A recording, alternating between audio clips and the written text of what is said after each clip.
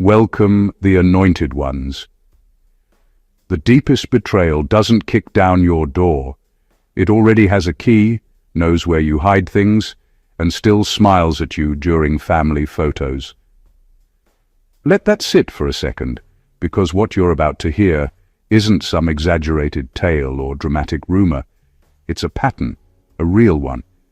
Psychologists have long noted that the most damaging betrayals statistically come from people within the immediate family circle, not enemies, not strangers, not outsiders. Why?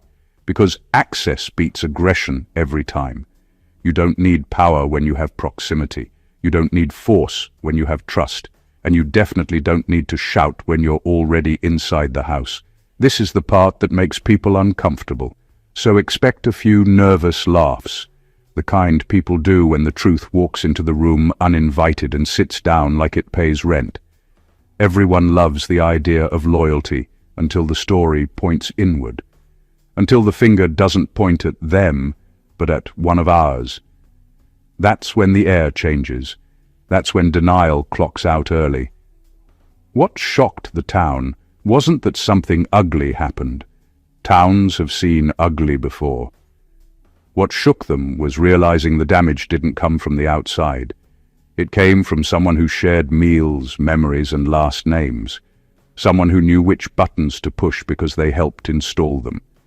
Someone who didn't trip into betrayal. They navigated it like a shortcut they'd been mapping for years. And here's the uncomfortable comedy in all of it. People can accept a villain in a hoodie way faster than a villain in a family group chat.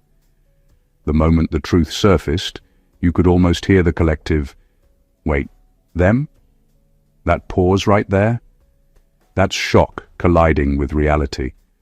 That's the moment when disgust replaces confusion, because now the story can't be blamed on bad luck, misunderstandings, or spiritual attacks from nowhere. This isn't about drama, it's about exposure. It's about how being chosen doesn't just attract attention, it reveals character, especially in the people closest to you, especially in the ones who watched you grow and quietly resented that you didn't shrink to make them comfortable. So if you felt the room go quiet when the truth came out, if you noticed how fast sides shifted and stories cracked, good. That silence wasn't awkwardness. It was realization catching up to everyone at once. Number 1. The betrayal didn't come from hatred. It came from proximity. What makes this kind of betrayal hit differently is that it wasn't fueled by rage or open hostility. It was fueled by closeness. Hatred is loud. It announces itself. You can see it coming. Proximity is quiet. It sits next to you at the table. It knows your routines, your moods, your soft spots. That's why this kind of betrayal doesn't feel like an attack.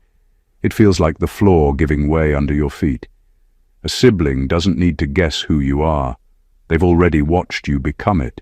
They've seen you when you were unsure, when you were hopeful, when you were trying and failing and trying again. That kind of access creates an advantage most people never have. They know what hurts you because they were there when it first hurt. They know what motivates you because they've heard you talk when you thought you were safe. Nothing had to be forced. Everything was already within reach. This wasn't about anger boiling over. It was about familiarity being misused. When someone that close turns against you, they don't have to exaggerate much. A small twist of truth sounds believable because it comes wrapped in shared history. People trust it without realizing why. Not because the story is solid, but because the source feels familiar. That's why the damage goes so deep. You don't just lose trust in that person. You start questioning your own judgment. You replay moments. You wonder how long it was happening. You ask yourself what else was real. Proximity turns betrayal into self-doubt, and that's the part that takes time to undo. The hardest truth is this. The betrayal wasn't spontaneous. It grew slowly in a place where trust lived.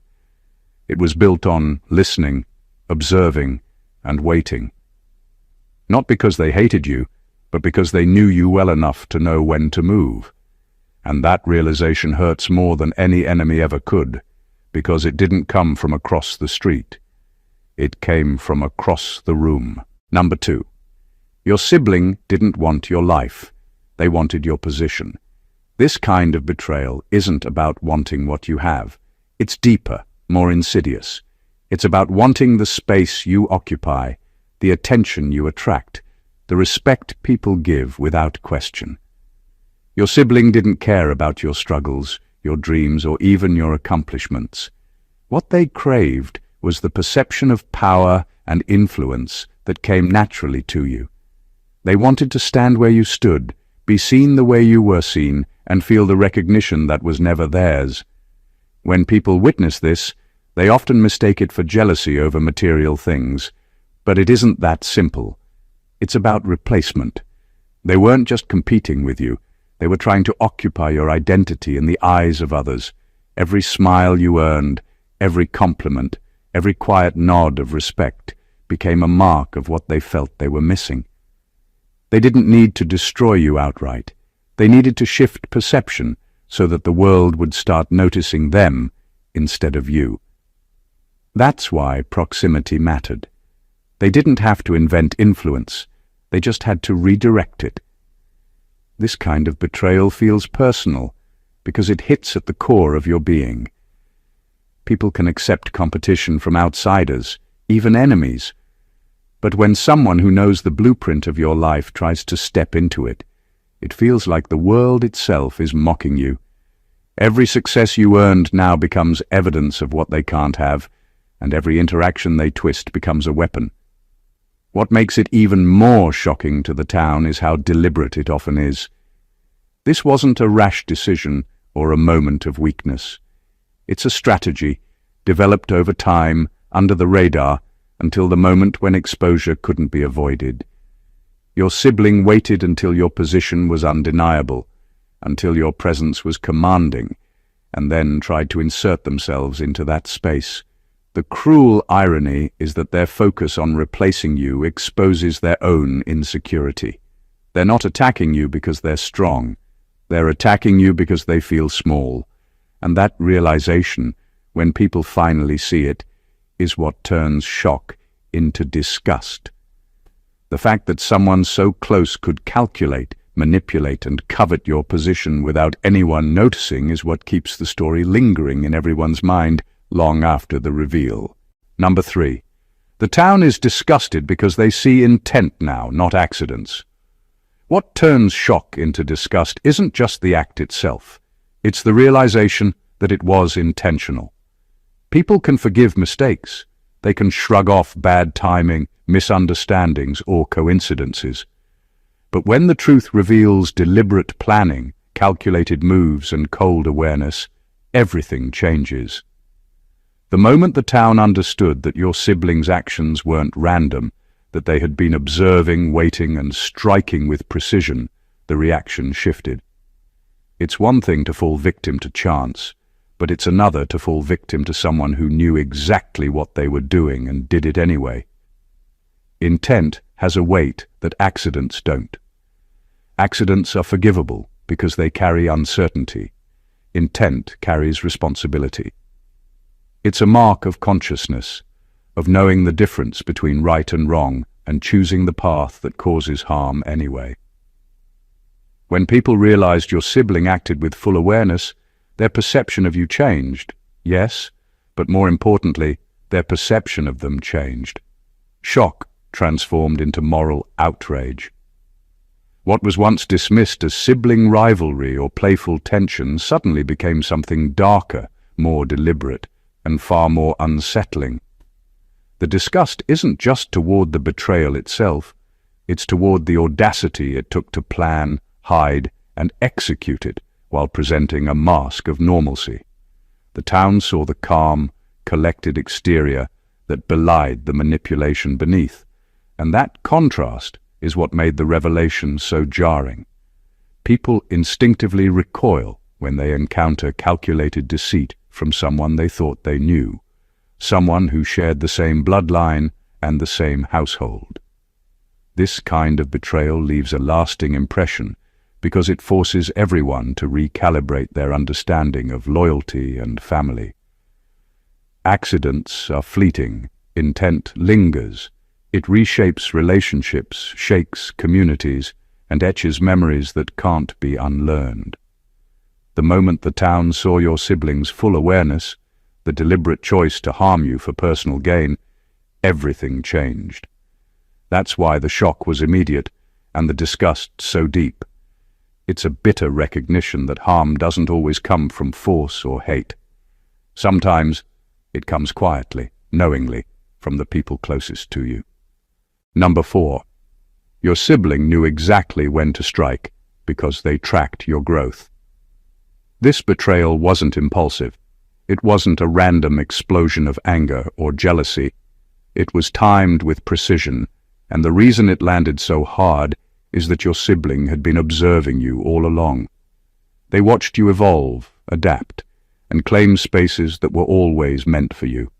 They tracked not just what you were doing, but who you were becoming. They knew the exact moment when your influence, your confidence, and your presence could no longer be ignored, and that was the moment they decided to act. People often underestimate how methodical this kind of betrayal is. It's not about immediate gratification. It's about calculated impact. They didn't strike when you were vulnerable or small.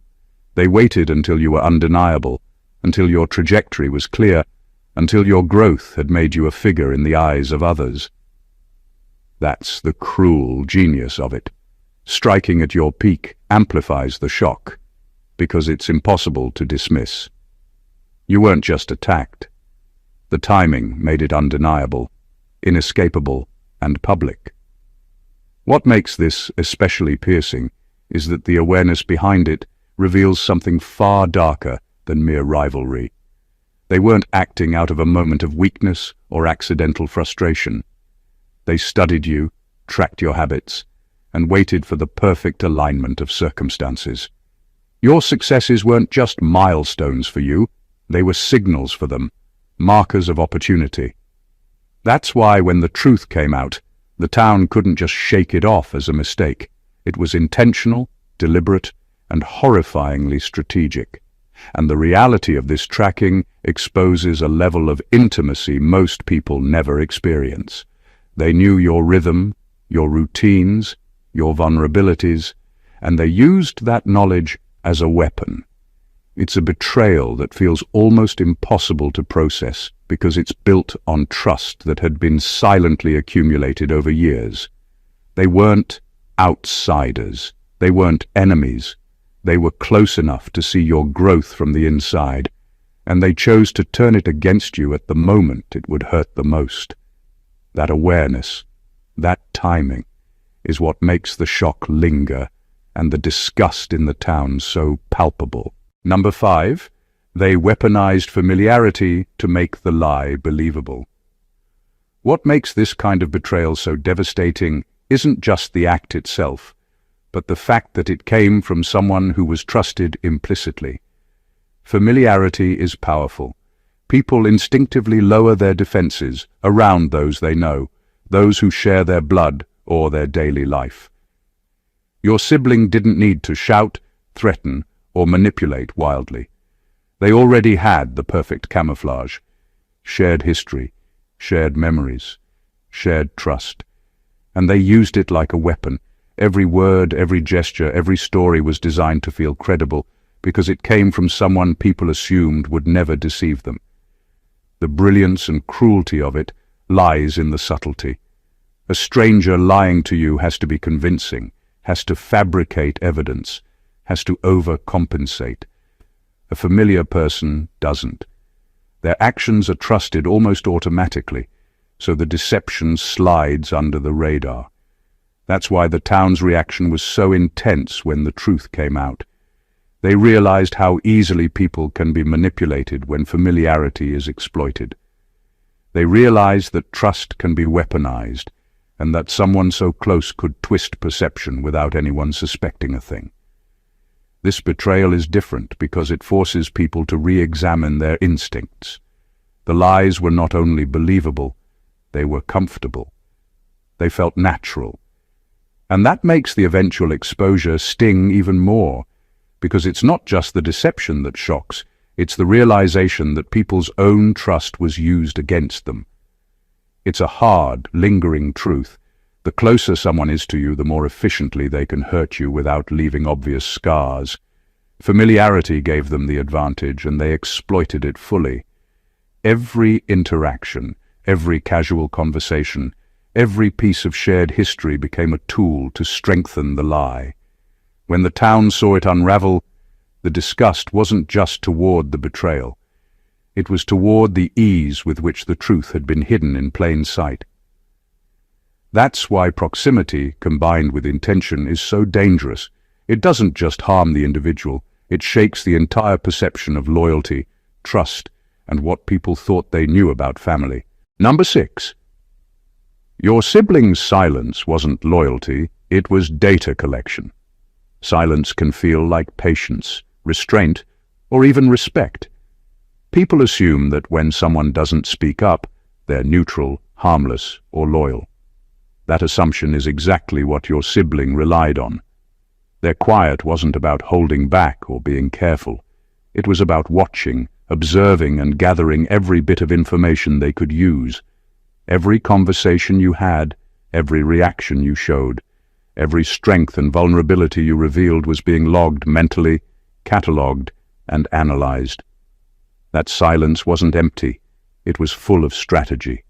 The most chilling part is that data collection by someone close is nearly invisible. Outsiders need to guess, make moves, and risk being seen. Your sibling didn't have to guess. They were inside your world, moving in plain sight while you were completely unaware. Every routine you followed, every trust you extended, every pattern in your behavior became a blueprint for them to exploit. That's why the eventual betrayal lands so hard. The groundwork was already laid, quietly, over time, without anyone noticing. People often interpret quiet family members as wise or patient, but in this case, silence was a tool. It gave them cover while they studied you.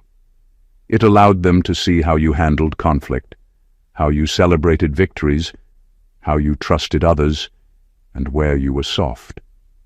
By the time action was taken, it didn't feel random. It felt inevitable. And that inevitability is what makes the town's reaction so intense. They weren't just shocked by the act itself. They were horrified by how methodical it had been. This kind of betrayal teaches a difficult lesson about trust. Silence from someone close isn't always golden. Sometimes it's surveillance. Sometimes it's strategy. Your sibling's quiet was never about protecting you or the family. It was about understanding you well enough to know exactly when, where, and how to strike. And when the truth finally surfaced, that realization, how easily someone had weaponized observation, made the betrayal feel unavoidable, leaving everyone not just shocked, but deeply unsettled by the level of calculated patience involved. Number 7. The disgust comes from realizing they benefited while you suffered. The moment people truly feel the weight of betrayal isn't when harm is done. It's when they see the perpetrator gain from it. Your sibling didn't just hurt you. They profited from it in ways that were obvious once the truth came to light. They didn't stumble into advantage. They stepped in deliberately, taking what they could while leaving you to carry the cost. That imbalance is what makes the reaction so intense. People can forgive pain if it's mutual, if it's shared, or if it's accidental. But when one person thrives on the suffering of another, disgust rises because fairness, integrity, and basic decency are thrown out the window. Watching someone you trusted benefit while you struggled strikes a nerve that goes deeper than anger. It's a betrayal of fundamental expectations. You expect family to protect, support, and at the very least, not exploit your weaknesses. Seeing your sibling climb, gain approval, or bask in the attention that should have been shared or rightfully yours, turns that shock into moral outrage. The town isn't just witnessing an act of betrayal, they're witnessing the exploitation of trust. And human brains are wired to react strongly to injustice, especially when it comes from someone so close. What makes it worse is that this kind of gain is often hidden until the very end, making the revelation even more shocking. The town may have seen small advantages, subtle manipulations, or moments where your sibling seemed lucky, but the pattern only becomes undeniable when the full scope is revealed. That's when the disgust hits hardest, because people realize that suffering wasn't a byproduct. It was a tool for someone else's benefit. This kind of revelation doesn't just reflect poorly on the sibling. It reframes the entire narrative of your life from their perspective. It forces everyone to see how carefully they orchestrated moments to serve themselves, how calculated their moves were, and how long they were willing to let you endure hardship while smiling, pretending, or maintaining a facade of normalcy. That realization is bitter, slow-burning, and unforgettable, because it's one thing to be hurt, but it's another to know someone gained from your pain without shame. Number 8. Your strength exposed their dependency on manipulation. The hardest truth about betrayals from someone close is that they reveal as much about the betrayer as they do about the victim. Your sibling relied on manipulation to feel in control because they couldn't match your strength naturally. Every subtle twist, every lie, every half-truth was an attempt to bend reality to their favor. They weren't prepared for your resilience, your ability to keep moving forward, to maintain composure, and to rise above the schemes left them exposed. Their whole strategy depended on you faltering, on you reacting predictably, on you breaking in ways they could exploit. But your strength made their manipulation useless. Strength has a way of laying bare the weakness of those who try to use others as tools. They counted on patterns, on predictable reactions, on fear or confusion. But as you stood firm, their control unraveled. That's why this kind of betrayal is so shocking to others. It's not just the act itself. It's the revelation that the person orchestrating it couldn't succeed without your cooperation, even if your cooperation was unspoken. Your presence, your confidence, your unwillingness to bend fully to their narrative exposed the fragility of their power. When the town saw the aftermath, part of their shock and disgust wasn't just about the betrayal. It was about the failure. Your sibling had built their entire strategy around influence and manipulation, yet your strength, calmness, and clarity left them exposed as desperate, insecure, and dependent on deceit. That dependency is humiliating to witness because it flips the script. The aggressor, the one who seemed cunning and in control, now appears weak, desperate, and petty in comparison. This exposure isn't immediate. It seeps in. People start to notice patterns they previously ignored. They see how much effort was required to maintain the illusion of control and how fragile that control was in the face of your unwavering presence. Your strength didn't just protect you, it revealed the truth about them. It showed the town that manipulation is only as powerful as the person willing to fall for it. And you, standing tall and unaffected, proved that some strengths aren't just survival. They are unmasking forces in themselves. Number 9. The town saw how quickly they switched masks when exposed. The real shock in this story isn't just that the betrayal happened, it's how easily your sibling changed faces the moment the truth came to light. For months, maybe even years, they wore a mask that made them seem harmless, supportive, or even loyal. That mask built trust, lulled everyone into a sense of security, and created the perfect cover for their actions. But the moment exposure hit, the mask didn't just slip, it shattered, and what the town saw underneath was startling. They weren't just guilty, They were theatrical, defensive, and almost performative in how they tried to rewrite the narrative to protect themselves. Switching masks so quickly is a sign of someone who relies on appearances rather than substance. They didn't expect their true intentions to be visible, and when the world finally saw the truth, panic set in. Suddenly, the calm, familiar face everyone trusted became a mask of urgency, manipulation, and even desperation. That's what made the betrayal so unsettling for onlookers. The mask had been believable for so long precisely because it was consistent, and the sudden change made the deceit undeniable. It's one thing to lie quietly, but it's another to scramble under the pressure of accountability and reveal the depth of planning that had been happening behind the scenes. The speed at which they switched faces also amplified the disgust.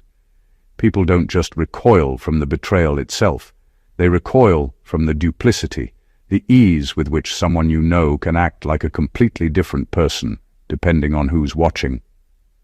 That duality exposes the manipulator's reliance on perception over reality, showing the town that everything they thought they knew about this person was carefully curated. This kind of revelation leaves a lasting impact because it forces people to reassess every interaction, every smile, every word that seemed genuine in the past.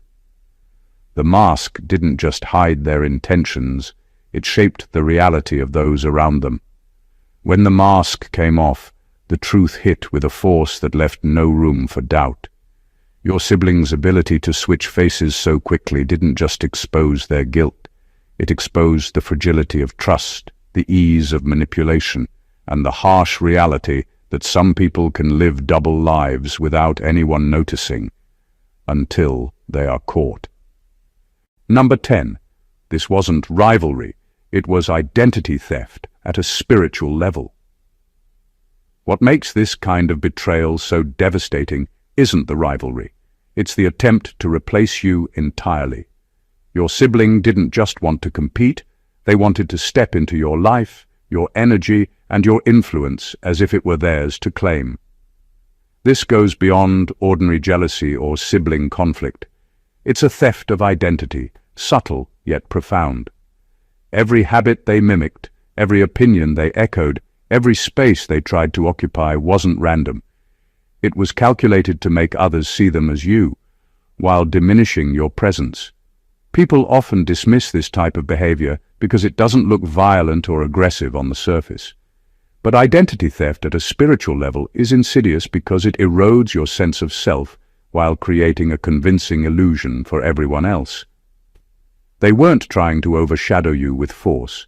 They were trying to become you, to occupy the essence of what makes you recognizable, admirable, or influential.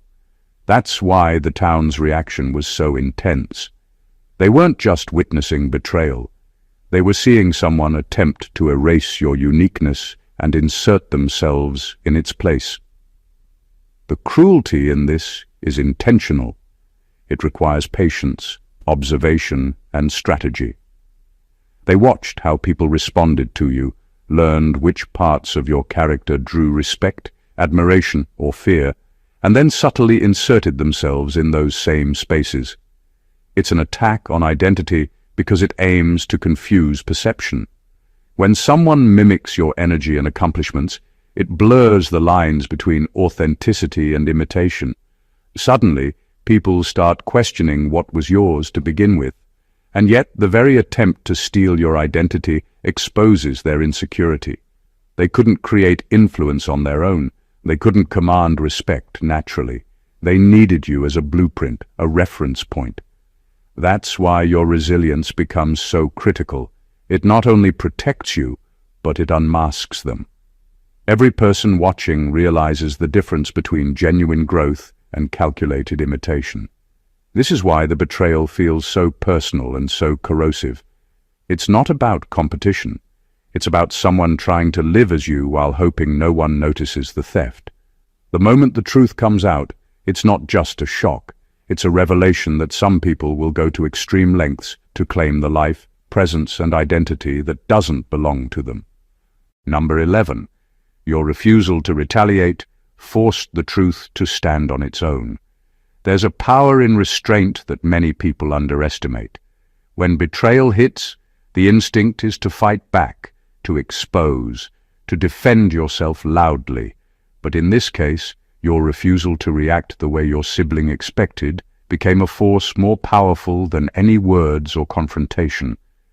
By staying composed, by refusing to engage in theatrics, you allowed the truth to reveal itself fully. Lies and manipulation thrive on reaction. They depend on chaos, fear, or confusion to stay hidden. When you didn't provide that fuel, everything your sibling had built began to collapse under its own weight. Your restraint didn't look like power at first. To some, it may have even seemed passive, like nothing was happening. But in reality, it was strategic. By not retaliating, you forced the world and the town to pay attention to the facts, not the noise. Every inconsistency, every twisted story, every hidden agenda became visible because there was no distraction, no argument, no drama to obscure it. The truth could finally stand alone, unmasked, undeniable, and undeniable in its impact. What makes this so shocking to people is that they've rarely seen this level of control in the face of betrayal. Most reactions add layers of emotion that obscure reality. But when someone refuses to react, it forces the betrayer into the spotlight. Your sibling, who counted on chaos to hide their intentions, suddenly became exposed. Their lies, manipulation, and calculated moves were now undeniable because there was no counter-narrative coming from you. This type of response also rewrites the perception of power. People assume power comes from confrontation, from forceful action. But here, the power was quiet, measured and deliberate. It allowed justice to unfold naturally, without interference, without overexposure. Your composure became a mirror reflecting the truth in its rawest form. It didn't just protect you, it revealed your sibling for who they really were. That's why the town's reaction wasn't just shock or anger. It was a slow, dawning realization that sometimes the strongest response is no response at all, letting reality carry the weight of revelation while the betrayer crumbles under the truth. Number 12. The exposure shattered a generational illusion. Betrayal like this doesn't just reveal the actions of one person. It exposes the patterns that have been quietly tolerated for years. Families survive on unspoken rules, invisible hierarchies, and agreements to look the other way. We don't talk about it. We protect our own, no matter what. These silent codes create the illusion of loyalty, trust, and unity. But when your siblings' betrayal came to light, it didn't just expose them, it tore through the entire framework that allowed their actions to go unnoticed. The town saw more than a single act of deception. They saw a system of concealment that had been operating quietly for generations. The shock comes from realizing how normalized certain behaviors had become. People begin to question every interaction, every story, every tradition. What had been dismissed as harmless sibling rivalry, minor disagreements, or private family drama suddenly takes on a darker meaning. The betrayal isn't isolated, it's symptomatic. It exposes how family dynamics can create conditions where manipulation, envy, and exploitation are possible, and even quietly enabled. And when the town sees that, the reaction isn't just disbelief, it's disgust. Because suddenly, they realize this wasn't about you. It was about the culture that allowed someone to get away with harming the person closest to them. What makes this revelation even more powerful is its ripple effect. Once the illusion cracks, it doesn't just affect you and your sibling. It reaches everyone who had been complicit, knowingly or unknowingly. Relatives, neighbors, friends, and onlookers are forced to reassess what they thought was normal, what they considered acceptable, and what they allowed to persist. It forces a confrontation with uncomfortable truths about loyalty, morality, and accountability within families and communities. The exposure is brutal but necessary. It removes the mask that generations have worn, showing that betrayal is rarely spontaneous. It is cultivated in silence, hidden beneath appearances, and permitted by tradition. The town's shock and disgust are understandable, because they are witnessing not just one person's moral failure, but the unraveling of an entire illusion that had been maintained for years. The betrayal becomes a lens through which everyone is forced to examine the structures that allowed it, and the lesson lingers long after the initial shock fades. Number 13. They're disgusted because they recognize the same trait in themselves. The reaction of the town wasn't just shock or disbelief. It carried a subtle, unsettling layer of self-recognition. People don't recoil from betrayal solely because of what was done. They recoil because they see reflections of themselves in the actions they condemn. Your siblings' choices, cunning, and willingness to harm someone close forced others to confront uncomfortable truths about their own capacity for envy, manipulation, or selfishness. That mirror effect is what makes the disgust so profound. It's no longer just about one person's moral failure. It's about realizing that anyone, under certain pressures or desires, might act the same way. This self-recognition amplifies the intensity of the reaction.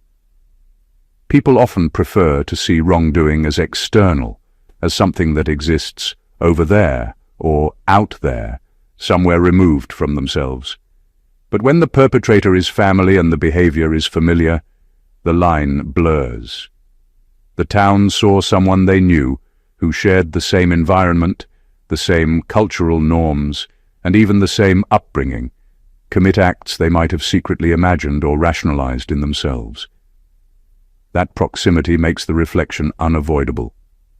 The disgust is part moral judgment, part fear of latent tendencies within.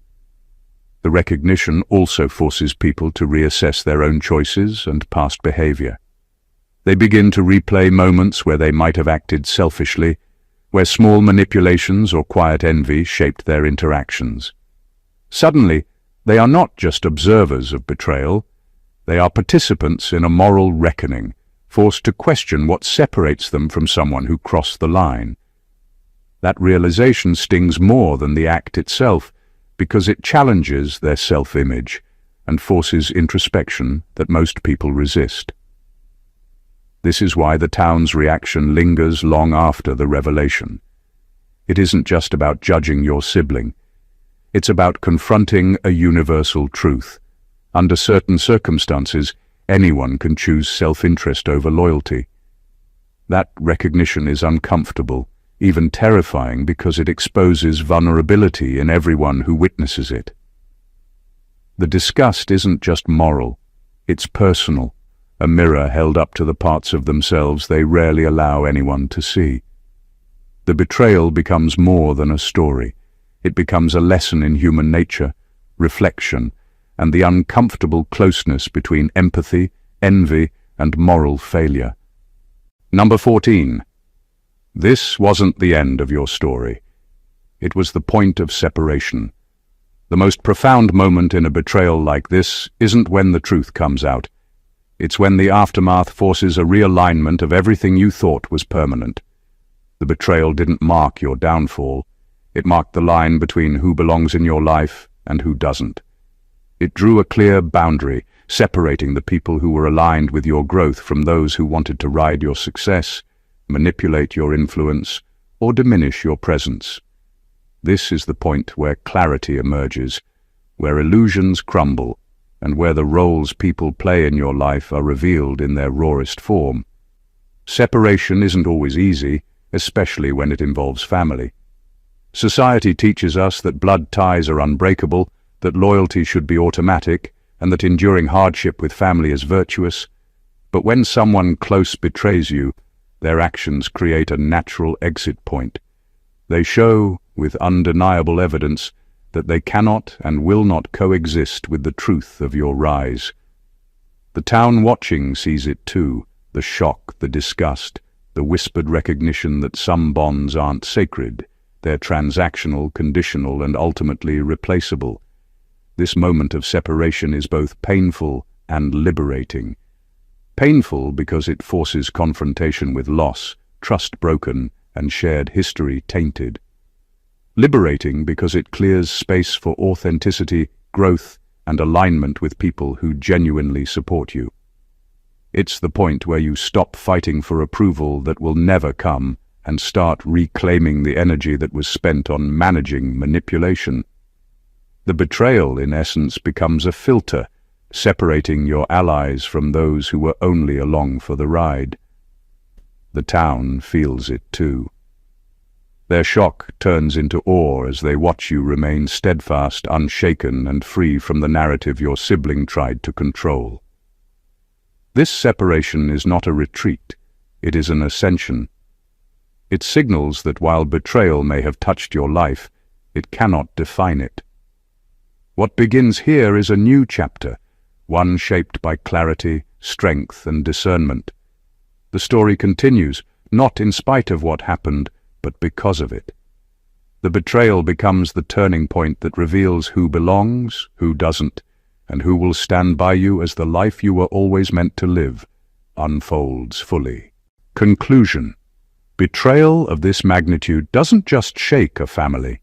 It shakes entire communities, reputations, and the way people perceive loyalty, trust, and identity. From the first moment of shock to the lingering realization of intent, manipulation, and exploitation, every piece of this story reveals something profound about human nature, relationships, and the power dynamics that often go unnoticed until the truth is undeniable. We've seen how proximity can be weaponized, how familiarity can cloak deception, and how silence can hide surveillance. We've witnessed the audacity of someone trying not just to compete with you, but to replace you, and the remarkable strength it takes to remain steadfast in the face of such calculated actions. The exposure of betrayal unravels more than a single act. It exposes systems, patterns, and generational illusions that quietly shape behavior. It forces not only the betrayed, but also the witnesses, to confront uncomfortable truths about envy, ambition, and moral compromise. And through all of this, the real revelation emerges. True strength isn't measured by retaliation or aggression. It's measured by composure, clarity, and the ability to let reality carry the weight of justice while the betrayer crumbles under their own schemes. The point of separation that follows isn't a loss, it's liberation. It is the moment when boundaries are clarified, illusions are shattered, and the stage is set for authentic growth, alignment, and the life you were always meant to live. This story is more than a cautionary tale. It's a blueprint for understanding the subtle, often hidden ways betrayal manifests, and the profound power that comes from recognizing, enduring, and ultimately rising above it. It's a lesson in discernment, resilience, and the unwavering truth that your path cannot be derailed by those who sought to undermine it. If this story resonated with you, if it opened your eyes to truths you hadn't considered, or if you've ever experienced betrayal in your own life and needed to see the path to clarity, make sure you subscribe to the channel for more insights like this. Like this video to show your support, leave a comment sharing your thoughts or experiences, and share it with someone who needs to hear it. The more we uncover these truths together, the stronger and more aware we become. Don't miss out on the next deep dive. Stay with us, because the journey to understanding and empowerment has only just begun. God bless you.